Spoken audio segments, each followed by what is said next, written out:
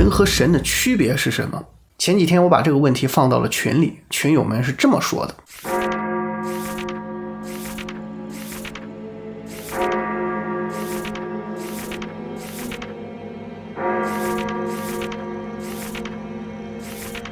人和神到底有没有区别呢？如果有，这个区别有没有可能被消除呢？或者说，人能否成为神呢？打神的概念出现，这一系列问题就伴随着人类，我们诞生了宗教、神话，衍生出了各种关于修仙成神的民间方术和传说故事。很多精英与智者也都曾经试图进行解答，其中就包括诺贝尔文学奖得主若泽·萨拉马戈，就是我之前讲过的《失明症漫记》的作者。这位葡萄牙的国宝级作家在《修道院记事》一书中讲了一个充满着象征意义的幻想故事。康熙45年，地球另一边被天主教会控制的葡萄牙迎来了第一位真正意义上的专制君主若昂五世。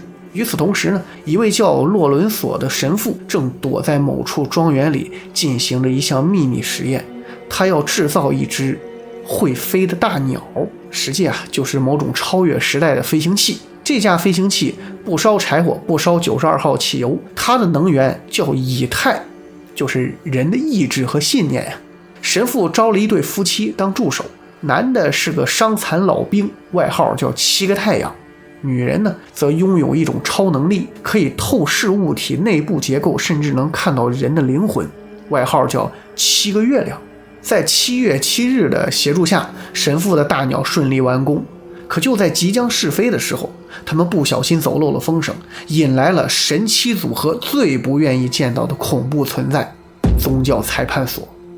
了解欧洲历史的朋友应该都不陌生，宗教裁判所是天主教会成立的一个侦查和审判机构，专门迫害异端，镇压进步思想。工作风格嘛，跟著名的东厂锦衣卫有点像，看家本领就是秘密侦查、刑讯逼供、活人烧烤。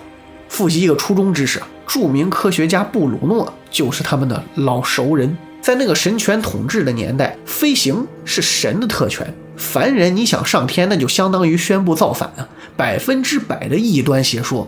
为了不被拉去烤成人生一串，神七组合强行驱动大鸟，侥幸逃脱了，最后降落在一片荒野之中。神父惊吓过度，精神失常，跑丢了。7月7日组合只好把飞行器给藏起来，一边暗中守护，一边隐姓埋名生活。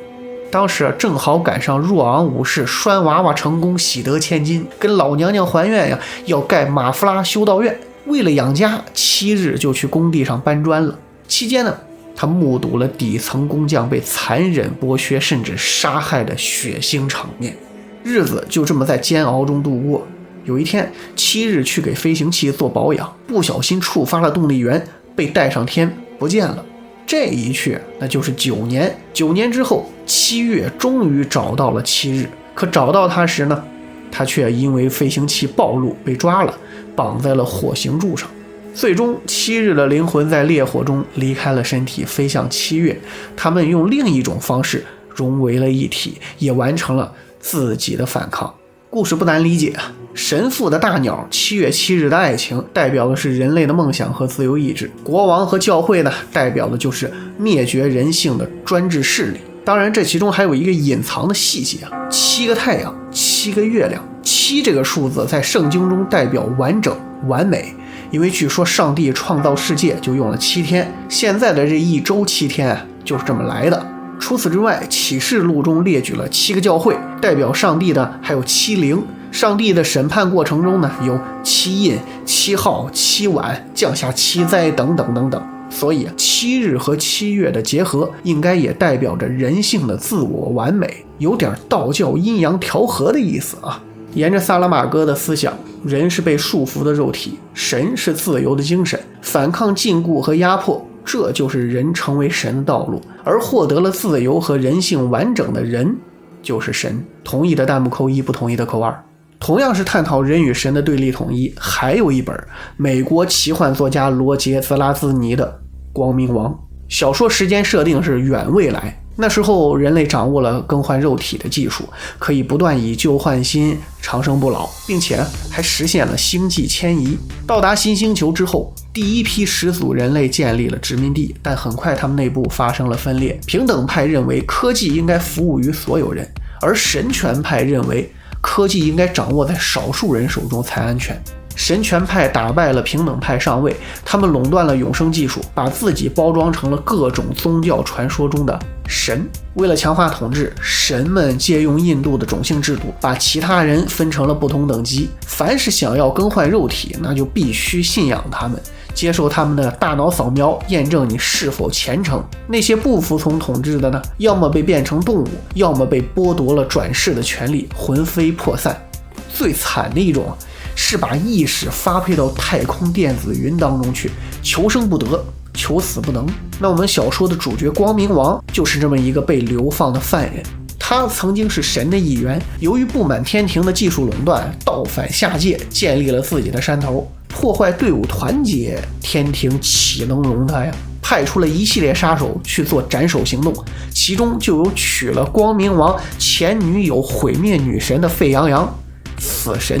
一个梁山反贼，一个朝廷鹰犬，一个前任，一个现任，这二位一见面，那打的是鸡飞狗跳，两眼乌青啊！最后光明王还是嫩了点，被上界大神摆了一道，被前女友变的母老虎咬坏了肉身，拘出灵魂，发配到了电子云。